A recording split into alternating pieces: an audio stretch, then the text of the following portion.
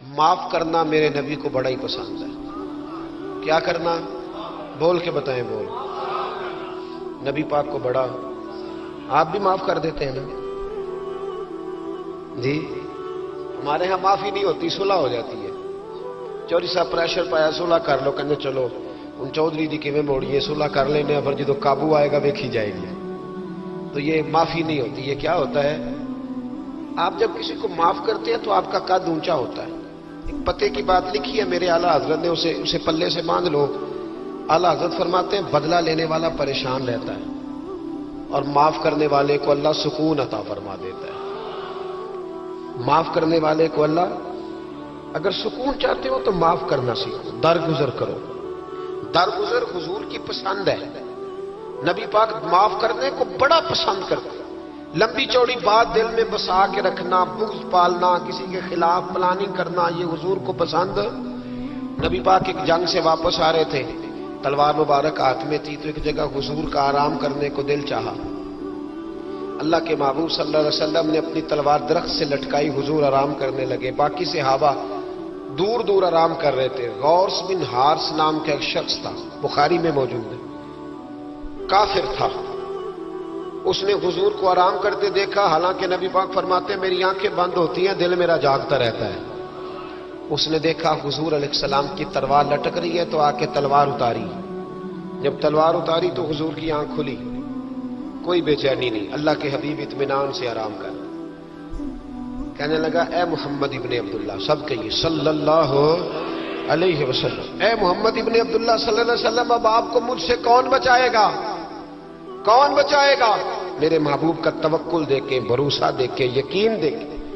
حضور اٹھ کے بیٹھ گئے، دستار مبارک کو سیدھا کیا، فرمانے لگے مجھے میرا رب بچائے گا، مجھے میرا رب بچائے گا۔ جب آپ کی زبان سے یہ لفظ نکلے تو وہ کانپنے لگ گیا، کافر کانپا، اس کے ہاتھوں سے تلوار گر گئی۔ اللہ کے محبوب نے اٹھ کے تلوار پکڑ لی، فرمانے لگے مجھے تو میرے رب نے بچا لی ہے، اب تو بتا تجھے کون بچائے گا؟ مجھے میرے رب نے۔ اچھا اب یہ بتائیں آپ کہ ہمارے قابو بندہ آ جائے جو اس طرح حملہ کرنے آئے تو ہم کیا حال کرتے؟ بولے یہاں تو بعد میں پتہ چلتا ہے کہ بیچارہ چور نہیں تھا، لیکن لوگوں نے مار مار کے مار ڈالا، بعد میں پتہ لگتا ہے۔ غور کرنا، غور، ان روایتوں کو صرف سن کے نہ گزر جایا کرو، اس کا پس منظر سمجھیے۔ بندہ قتل کرنے آیا ہے، اب اس کی تلوار قابو آئی، حضور نے فرمایا تیرے ساتھ کیا کروں؟ مجھے تو اللہ نے بچا لیا۔ اس نے گردن جھکائی، مطلب یہ تھا کہ جو دل کرے کرے۔ تو محبوب علیہ السلام مسکرائے، فرمانے لگے جا میں نے تجھے معاف کیا۔ چلو انجی دعا کر لو، اسی چھوٹے بھرا نو ہی معاف کرنا سکھ جائیے۔ چلو کوئی ساس سورا نو ہی معافی دے چڑے، کوئی نو ہی ساس سورے نو معاف کر چڑے، کہیں تو معافی ملے، کہیں تو جان چھوٹ جائے۔ کوئی کسی کو معاف کرے، خامد بیوی کو کر دے، چلو بیوی شاید بھی بڑی دکھی ہے، اب تو ہر بیوی دکھی ہے اللہ ماشاءاللہ، وہی کہیں معافی دے دے۔ خدا را معاف کرنا سیکھو۔ اتنا بغض اندر بھرا ہے، سالوں بیت گئے، رشتہ دار ایک دوسرے سے مل نہیں رہے، معافی نہیں دے رہے۔ فرمایا جا تجھے معاف کیا۔ وہ شخص جانے لگا، اگلے لفظ قاضی یاز مالکی نے شفا شریف میں لکھے، جب جانے لگا تو حضور نے آواز دی، واپس آیا۔ محبوب فرمانے لگے یار اتنی دور سے چل کے آیا ہے، میرا طریقہ نہیں مہمان کو خالی بھیجنے کا، لیکن اب یہاں سفر میں میں تجھے کیا دوں، تو اس طرح کر یہ تلوار میری تحفے میں لے جا، کر کے دکھا نا تو بھی ایسے، تو حضور کی غلامی کا دعویٰ نہیں کرتا۔ یہاں تو پوری ملت کا نقصان ہو گیا، پر دیندار کہلانے والوں نے ایک دوسرے کو معاف نہیں کیا۔ یہاں تو نظریے اور جماعتیں داؤں پہ لگ گئی، لیکن دیندار کہلانے والے ایک دوسرے کو معاف نہ کر سکے۔ اللہ جانے وہ کیا ایسی باتیں تھی جو رہ گئی سینوں میں، بستیاں اجڑ گئی پر ہم معاف نہ کر سکے، چند باتیں نہ دلوں سے نکال پائے۔ ایک نظریے کے لوگ ایک جگہ اکٹھے بیٹھنے کے قابل نہ رہے، جا تلوار لے جا۔ وہ شخص کہتا ہے 2 منٹ میں تلوار لے کے آگے بڑھا، پر میرے اندر سے آواز آئی، اور یار جس کا اتنا بڑا حوصلہ ہو، جو اتنا معاف کرنا جانے، وہ بھی کبھی جھوٹا ہو سکتا ہے؟ تو میں تلوار لے کے قتل کرنے آیا تھا، تحفہ لے کے جا رہا تھا، واپس آیا، میں نے کہا محبوبہ ساری دنیا جھوٹ بولتی ہے، جو معاف کرنے کی ادا تیری ہے وہ بتاتی ہے کہ تو اللہ کا سچا رسول ہے. کلمہ پڑھ گئے وہ شخص معافی نہیں کرتے. درگزر والا کھاتا ہی کوئی نہیں.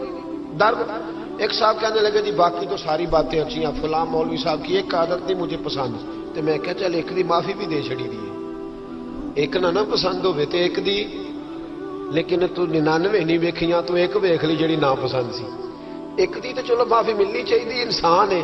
ویسے میرا تو خیال ہے کہ کوئی بندہ 55% ٹھیک ہو تو اس کی تعریف کرنی چاہیے.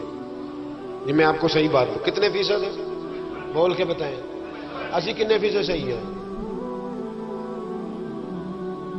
تو پھر کم از کم جو 55% صحیح ہے اسے تو صحیح مان لو.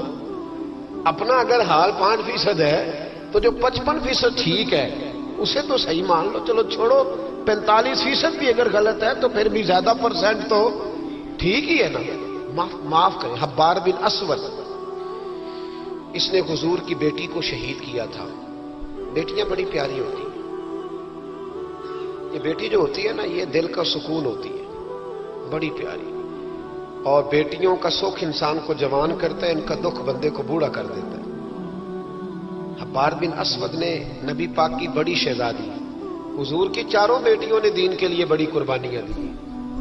ہمارا تو پراپوگنڈا ہے نا جدھر دنیا چل گئی. بہرحال اس میں کوئی شک نہیں کہ عظمت زیادہ سیدہ فاطمہ کی ہے, پیار زیادہ حضرت فاطمہ سے کیا گیا ہے. لیکن حضور کی بیٹیاں کتنی ہیں بولے؟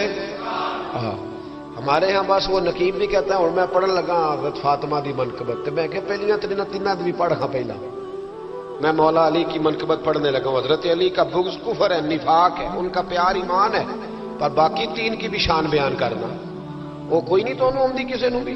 ادھر کیوں نہیں جاتے؟ بیاں ہو کس زبان سے مرتبہ صدیق اکبر کا کہ محبوب خدا محبوب ہے صدیق اکبر کا.